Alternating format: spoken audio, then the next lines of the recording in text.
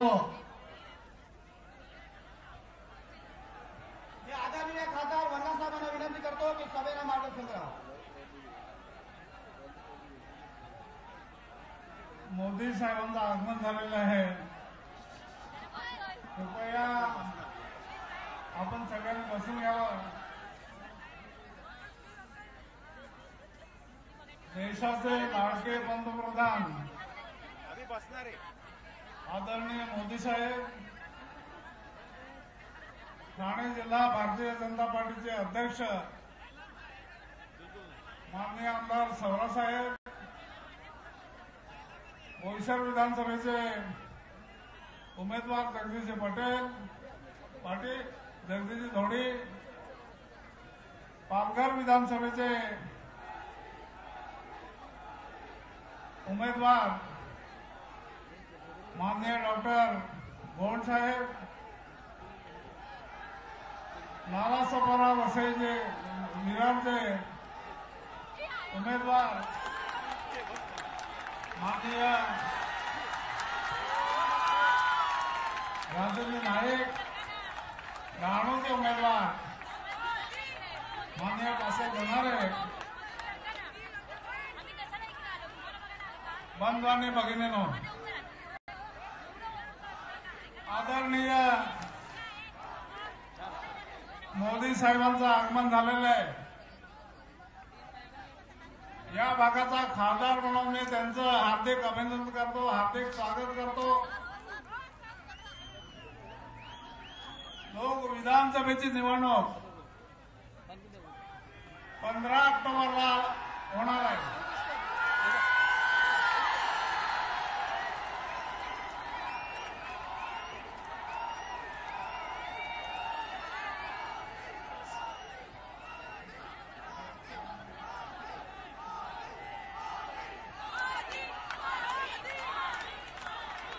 लोकसभेमध्ये मला आपण प्रचंड बहुमताने निवडून दिलेलं आहे. या निवडणुकीमध्ये महाराष्ट्राची निवडणूक ज्या पद्धतीने मला आपण प्रचंड बहुमताने निवडून दिलं, त्याच बहुमताने, त्याच प्रचंड मताधिकाने भारतीय जनता पार्टीचे उमेदवार आहेत त्यांना आपण निवडून द्यावं अशी आपल्याला विनंती करतो. आदरणीय मोदी साहेब, त्यांचंही स्वप्न आहे की या बाजूने गुजरातच्या बाजूने लाल बांड्याची दादागिरी आहे, या बाजूने वसईला दादागिरी आहे. ही दादागिरी मोडून काढण्याचा या निवडणुकीच्या निमित्ताने आपल्याला संधी आलेली आहे. हा मतदारसंघ, ज्या मतदारसंघातनं पालघर लोकसभा मतदारसंघातनं निवडून आलोय, हे 6ही विधानसभा, एका बाजूने सागरी भाग, एका बाजूने नागरी भाग, एका बाजूने डोंगरी भाग. आजही डोंगरी भागाचा आदिवासी कुपोषणाचा बळी ठरतोय. समुद्र किनारा म्हटला तर सागरी भागामध्ये मच्छीमारांचे प्रश्न आहेत. हे वसईपासून डहाणूपर्यंत नागरी भाग याचे प्रश्न आहेत. आदरणीय मोदी साहेबांना मी पत्र लिहून विनंती केलेली आहे. त्यांनीही आपल्या विकासाची पूर्णपणे जबाबदारी घेतलेली आहे. या देशाचे ग्रामीण विकास मंत्री माननीय नितीनजी गडकरी, त्यांच्याकडे 3 आपल्या दृष्टीने महत्वाचे खाते आहेत. एक आहे ग्रामीण विकास, दुसरा आहे रस्ते विकास. त्यांचं शिपिंग मंत्री, समुद्राचा किनारा वाटत तर त्यांचेही ते मंत्री आहेत. त्यांनाही मी पत्र लिहिलंय. त्यांनीही या आदिवासी भागाचा, नागरी भागाचा आणि सागरी भागाचा विकास करण्याकरता त्यांनी योजना माझ्याकडनं मागवल्यात आणि पूर्णपणे जवाहरला ते आले होते. त्याने आश्वासन दिले आपल्याला की जे चिंतामण वनगाने प्रस्ताव दिलेले आहेत ते 100% प्रस्ताव मान्य करण्याची जबाबदारी माझी आहे. आणि म्हणून मी आपल्या वतीने या भागाचा खासदार म्हणून मोदी साहेबांचं, माननीय प्रधानमंत्री मोदी साहेबांचं मी माझ्या वतीने हार्दिक स्वागत करतो, अभिनंदन करतो आणि आपली रजा घेतो. जय हिंद, जय महाराष्ट्र. धन्यवाद वन्ना साहेब. छत्रपती शिवाजी महाराज की, भारत माता की. देश का नेता कैसा हो, देश का नेता कैसा हो. धन्यवाद. मी माननीय सवरासाहेब वन्ना साहेबांना विनंती करतो, भारताचे पंतप्रधान आदरणीय नरेंद्रभाई मोदींचं पुष्पहार देऊन स्वागत करावं. माननीय वन्ना साहेब, सवरासाहेब आणि बाजी काठोळे सर.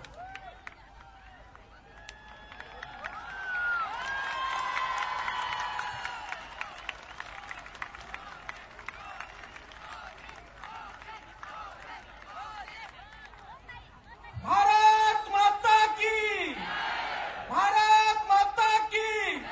छत्रपती शिवाजी महाराज की, छत्रपती शिवाजी महाराज की. देश का नेता कैसा हो,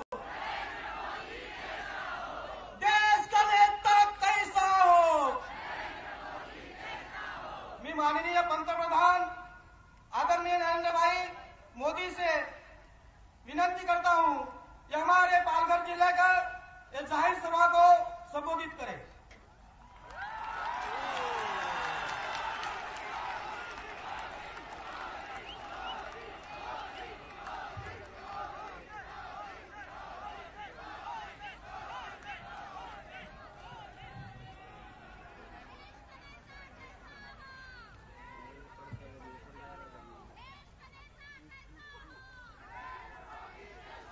मंचावर बसलेले भारतीय जनता पार्टीचे वरिष्ठ नेते श्री चिंतामण वनगा, गुजरातचे खासदार डॉक्टर के.सी. पटेल, बाबाजी कोठोले, श्री हरी भोये आणि हा इलेक्शनमध्ये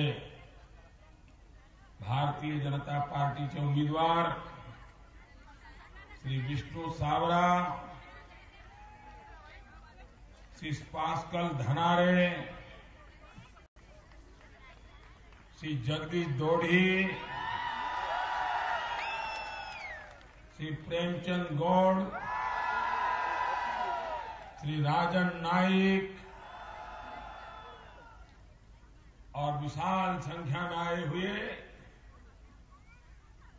पालघर के मेरे प्यारे भाइयों और बहनों,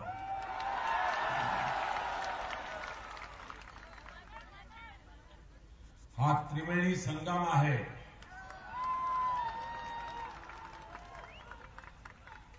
सागरी, नागरी आणि डोंगरींचा संगम आहे. म्हणून मी म्हटलं हा त्रिवेणी संगम आहे.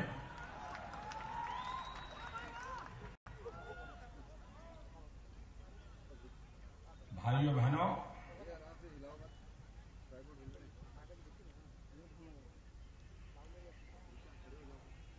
मेरा जन्म गुजरात में हुआ.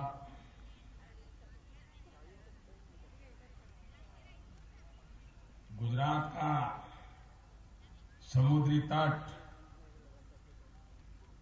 और आपका नाता बहुत पुराना रहा है. यहां के सारे मछुआरे मच्छी पकड़ने के लिए उस तरफ आते हैं और पाकिस्तान की सीमा तक जाते हैं ना. हाँ, मला माहित आहे.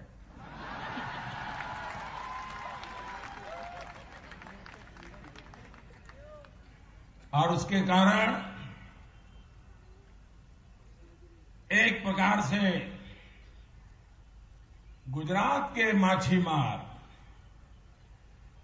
और इस पालघर इलाके के माछीमार ये सुख दुख के साथी है. कभी गुजरात के मछुआरे को कष्ट होता है तो पालघर के मछुआरे मदद करते हैं, कभी पालघर के मछुआरे को कष्ट होता है तो गुजरात के मछुआरे मदद करते हैं। और मैंने इन लोगों के बीच जो भाईचारा देखा है, बड़ा गजब का भाईचारा है, इतना प्रेम का बंधन है इनका, शायद जमीन पर रह करके काम करने वाले लोग उस प्यार को नहीं समझ पाएंगे जो समंदर के अंदर रह करके इतनी निकटता का अनुभव करते हैं। और इसलिए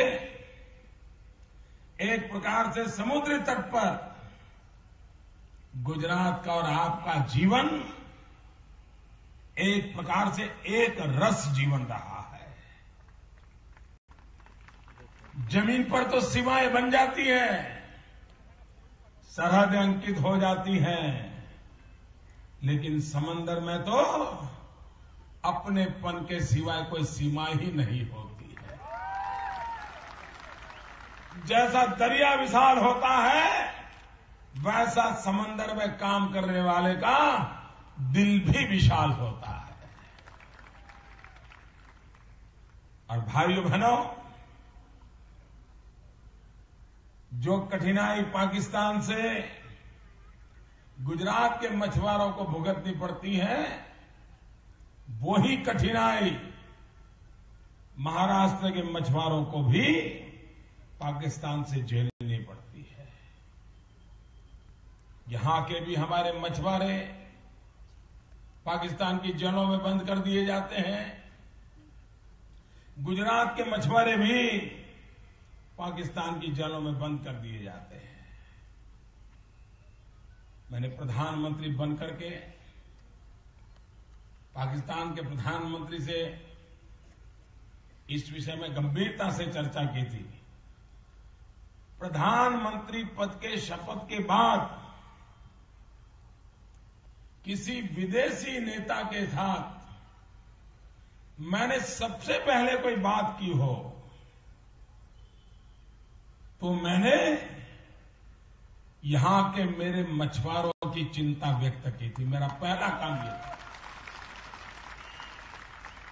और मैंने कहा था पाकिस्तान के प्रधानमंत्री जी से कि आप ये हमारे जो मछुआरों को जेलों में बंद करते हो,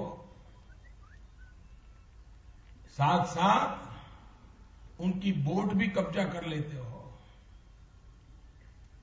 5-5, 10-10, 15-15 लाख रुपए की बोट, मछुआरा बेचारा जाएगा कहां? भाइयों बहनों, 10 साल में पहली बार पाकिस्तान ने 50 से अधिक बोट वापस करने का काम किया और 200 से अधिक मछुआरों को जेल से छोड़ने का काम किया। भाइयों बहनों, सरकार बनाने के तुरंत बाद अगर मैंने पहला काम किया तो ये काम किया। उसी प्रकार से केरल की हमारी बेटियां इराक के लोगों की सेवा करती थी। आतंकवादियों ने उनको बंदी बनाया। बहुत बड़ी तादाद में नर्सिंग में काम करने वाली हमारी केरल की गरीब परिवार की बेटियां, आप कल्पना कर सकते हैं उन पर क्या बीत सकता था। अभी आपने देखा होगा टीवी के सामने ये आतंकवादी किसी न किसी विदेशी व्यक्ति को लाते हैं, कभी पत्रकार को लाते हैं और उनका गला काट देते हैं और दुनिया को डराने के लिए इन लोगों का उपयोग करते हैं। उसी आतंकवादी गिरोह के हाथ में हमारी केरल की बेटियां कब्जे थी। भाई बहनों, आप सबके आशीर्वाद से उन केरल की बेटियों को सम्मान के साथ वापस लाने में हम सफल हुए।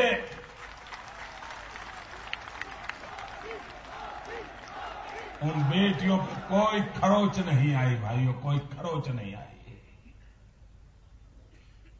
कभी कभी हमारे कांग्रेस के नेता पूछते हैं, मोदी ने 60 दिन में क्या किया?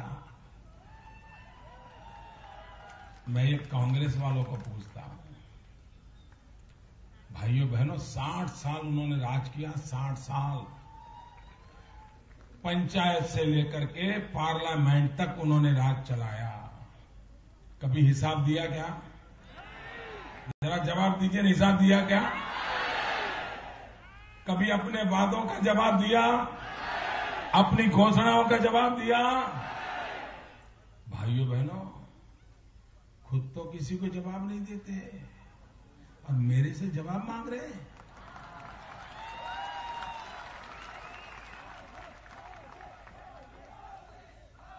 भाइयों बहनों, मैं प्रधानमंत्री के घर में पैदा नहीं हुआ हूं,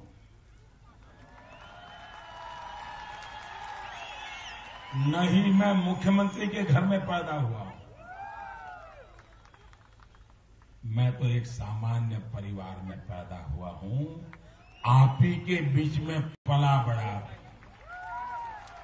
आप ही के बीच में रहा हूं, आप ही ने मुझे बड़ा बनाया। भाइयों बहनों, इसलिए मैं आपको जवाब देने के लिए तैयार हूं। आप ही मेरे मालिक हैं, ये जनता जनार्दन, यही मेरा हाईकमांड है। और इसलिए आपने मुझे जो जिम्मेवारी दी है, मैं पाई पाई का हिसाब दूंगा, पल पल का हिसाब दूंगा। ये मुझ पे भरोसा कीजिए भाई। और इसलिए मैं कहता हूं, इतना ही नहीं भाइयों, 3-3, 4-4 साल से हमारे कई राज्यों के निर्दोष कारीगर जो विदेशों में काम करते थे, वेस्ट एशिया में काम करते थे, गल्फ कंट्रीज में काम करते थे, किसी न किसी कारण से या तो उनके पासपोर्ट जब्त कर लिए गए थे या इनको जेलों में बंद कर दिया गया था। बहुत बड़ी तादाद में ये लोग 3-3, 4-4 साल से विदेशों की जेलों में सड़ रहे थे, कोई जवाब नहीं दे रहा था। हिंदुस्तान के गरीब परिवार दिल्ली सरकार के दरवाजे खटखटा रहे थे कि हमारे बच्चे नौकरी करने गए थे, मजदूरी करने गए थे, कोई टर्नर था, कोई फीटर था, कोई प्लम्बर था, कोई वायरमैन था, गरीब परिवार के लोग। पता नहीं बच्चे कहां गए, 3 साल हो गए, कोई अता पता नहीं चलता है। भाइयों, सरकार बनने के 100 दिन के भीतर भीतर इन विदेशी ताकतों से बात की, भारत के नौजवानों की चिंता जताई, और आज मैं गर्व के साथ कहता हूं, वो सारे नौजवान भी अपने घर वापस आ गए, सुख चैन की जिंदगी जी रहे। भाइयों बहनों, जो लोग हमारा हिसाब मांग रहे हैं, उनको कभी न मछुआरों की याद आई, न गरीब परिवार की बेटियों की याद आई, न गरीब मां बाप के बेटे जेलों में सड़ रहे थे उनकी याद आई। अगर चिंता की तो हमने की है भाइयों। और इसलिए मैं कहने आया हूं भाइयों, अभी ये पालघर जिला अपना पालने में जुड़ रहा है।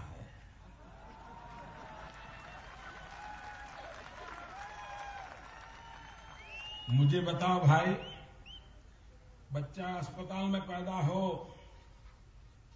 लेकिन बाद में तो बड़ा आप ही को करना पड़ता है ना, देखभाल आप ही को करनी पड़ती है ना, उसका ख्याल आप ही को रखना पड़ता है ना, कि डॉक्टर रखता है? आप ही को रखना पड़ता है ना। तो अब पालघर का जन्म हो चुका है, उसको बड़ा कौन बनाएगा? उसकी देखभाल कौन करेगा? भाइयों बहनों, दिल्ली सरकार से कोई बड़ी सरकार है जो इसकी देखभाल कर पाए, इसकी चिंता कर पाए? मैं आपको वादा करता हूं, ये नया जिला बना है, उसे बहुत सी चीजों की जरूरत होगी, उसको विकास के लिए बड़ी गंभीरता से कुछ काम करने पड़ेंगे। आप महाराष्ट्र में पूर्ण बहुमत वाली सरकार बना दीजिए, पूर्ण बहुमत वाली।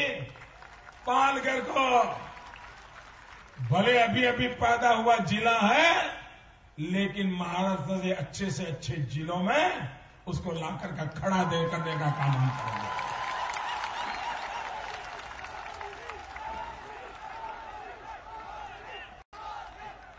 ये पालघर जिला ऐसा है जहां सागरी लोग भी हैं, नागरी लोग भी हैं और डांगरी लोग भी हैं।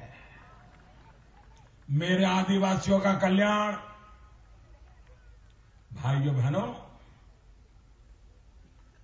ये कांग्रेस की सरकार देश आजाद हुआ तब से बनी है कि नहीं बनी है? पहले प्रधानमंत्री नेहरू बने थे कि नहीं बने थे? इंदिरा गांधी ने राज किया कि नहीं किया? राजीव गांधी ने राज किया कि नहीं किया? पर्दे के पीछे सोनिया बहन ने राज किया कि नहीं किया? सबने किया ना। मुझे बताइए, ये हमारा आदिवासी समाज पहले था कि नहीं था? जरा जोर से बताइए, आदिवासी समाज पहले था कि नहीं था? देश आजादी की लड़ाई लड़ रहा, तब बिरसा मुंडा के नेतृत्व में आदिवासियों ने आजादी का जंग लड़ा था कि नहीं लड़ा था? प्रभु रामचंद्र जी की मदद आदिवासियों ने की कि नहीं की? छत्रपति शिवाजी महाराज की लड़ाई में आदिवासियों ने हिस्सा लिया कि नहीं लिया?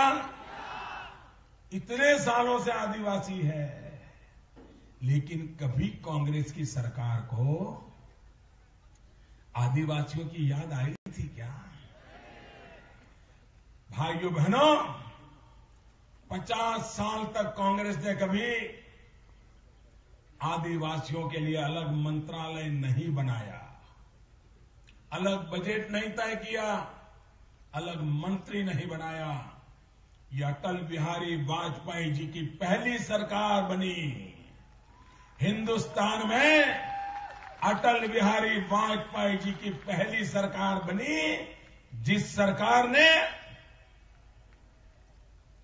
आदिवासियों के लिए अलग मंत्रालय बनाया, आदिवासी को ही उसका मंत्री बनाया, सरकारी खजाने से आदिवासियों के कल्याण के लिए अलग बजट बनाया। और भाइयों बहनों, इस बार भी बजट में हमने वन बंधु कल्याण योजना के तहत निश्चित समय सीमा में आदिवासियों के कल्याण की एक बहुत बड़ी योजना बनाई है, जिसका लाभ यहां के मेरे आदिवासी भाइयों को मिलने वाला है। भाइयों बहनों,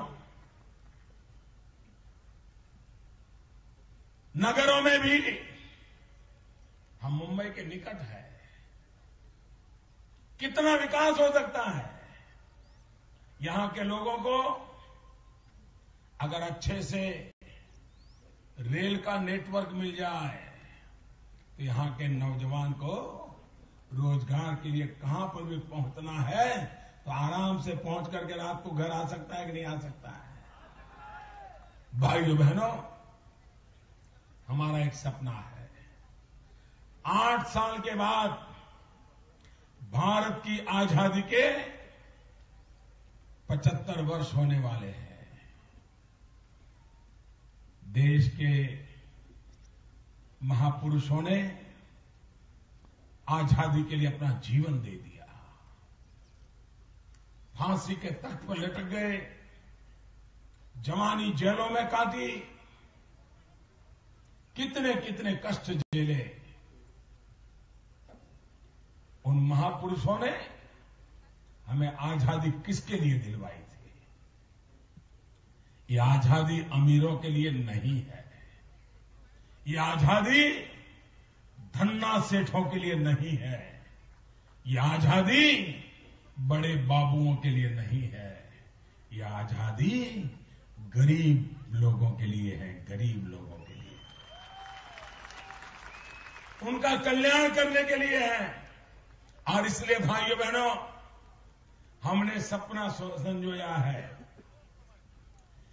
कि 2022 में जब भारत की आजादी के 75 साल होंगे, तब हिंदुस्तान में एक भी परिवार ऐसा न हो जिसके पास रहने के लिए अपना खुद का घर न हो, ऐसा एक भी परिवार न हो। आजादी के बाद गरीब परिवार को रहने के लिए घर मिलना चाहिए कि नहीं मिलना चाहिए? जरा जोर से बताइए, घर मिलना चाहिए कि नहीं मिलना चाहिए? गरीब से गरीब व्यक्ति को भी अपना घर होना चाहिए कि नहीं होना चाहिए? भाइयों बहनों, और घर कहने के लिए सिर्फ 4 दीवारें नहीं, मेरा सपना है ऐसा घर हो जिस घर में बिजली हो, पानी हो, शौचालय हो, नजदीक में बच्चों को पढ़ने के लिए स्कूल हो, बुजुर्ग अगर बीमार हो जाए तो पास में अस्पताल हो, ऐसा घर उसको मिलना चाहिए। और इस काम पर मैं, भाइयों बहनों, अब तो जगह नहीं है, आप वहीं बिठाइए ना। अब मैदानी छोटा पड़ गया, क्या करेंगे? हाँ, अब जो आए वहीं बिठाइए आप पीछे। हाँ, यहां जगह ही नहीं, कहां भेजोगे आप? इधर भी भाई पीछे ही रोक लीजिए, जगह ही नहीं बची है। भाइयों बहनों, मैं 13 साल तक गुजरात में मुख्यमंत्री रहा, लेकिन गुजरात में कभी सुबह 9 बजे पब्लिक मीटिंग करने की हिम्मत मैंने नहीं की। मैं सच बताता हूं, सुबह 9 बजे कोई नहीं आता। मैं हैरान हूं जी, 9 बजे इतनी बड़ी संख्या।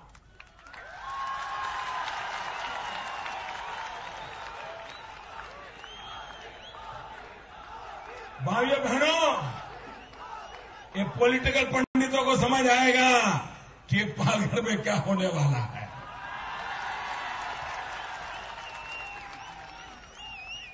आप इतना सुबह सुबह जल्दी मुझे आशीर्वाद देने के लिए आए, मैं आपका बहुत बहुत आभारी हूं भाइयों, बहुत आभारी हूं। भाइयों बहनों, भले हम सागरी हो, डोंगरी हो और नागरी हो,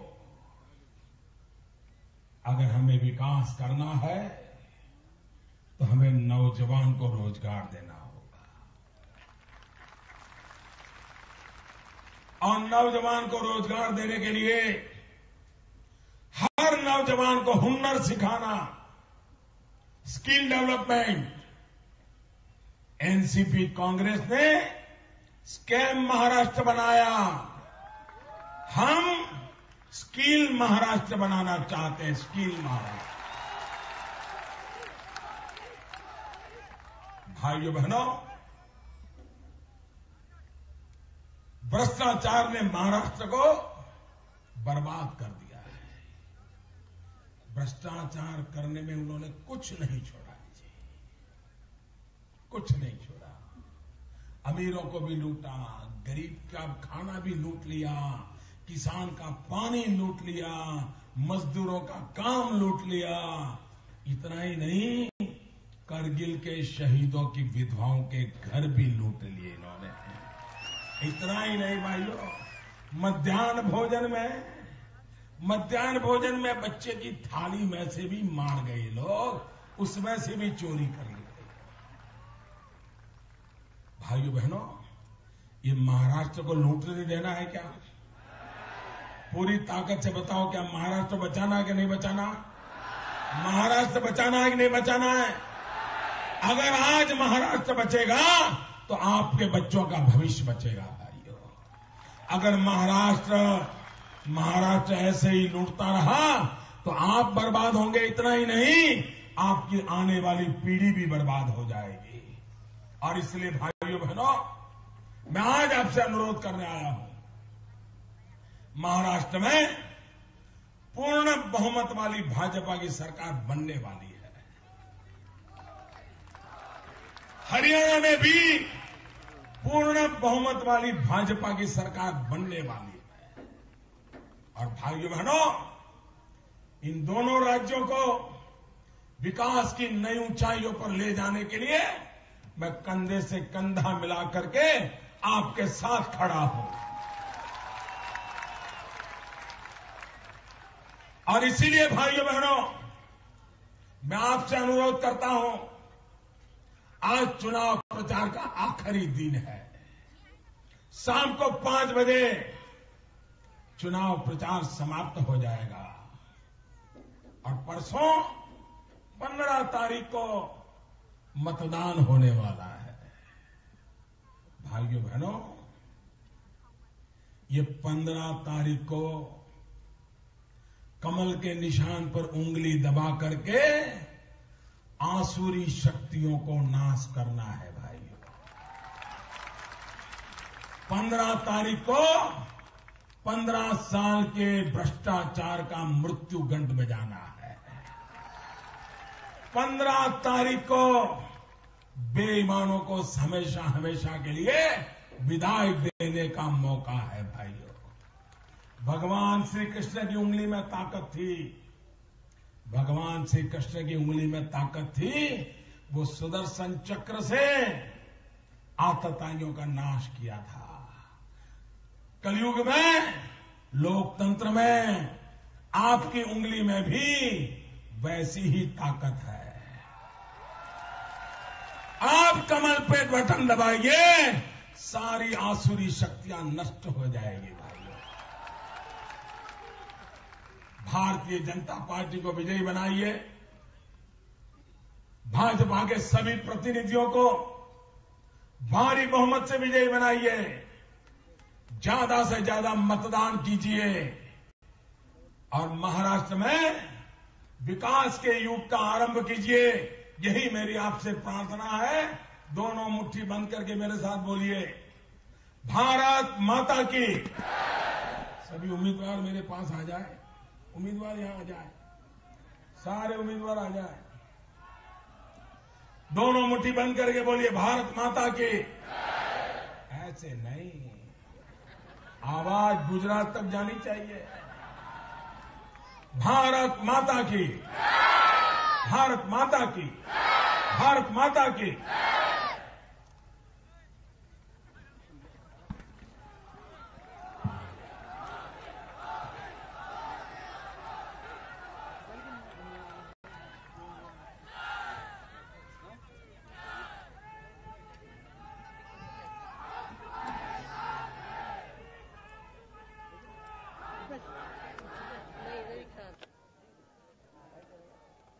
छत्रपति शिवाजी महाराज का आशीर्वाद। चले चलो मोदी के साथ। देश का नेता कैसा हो?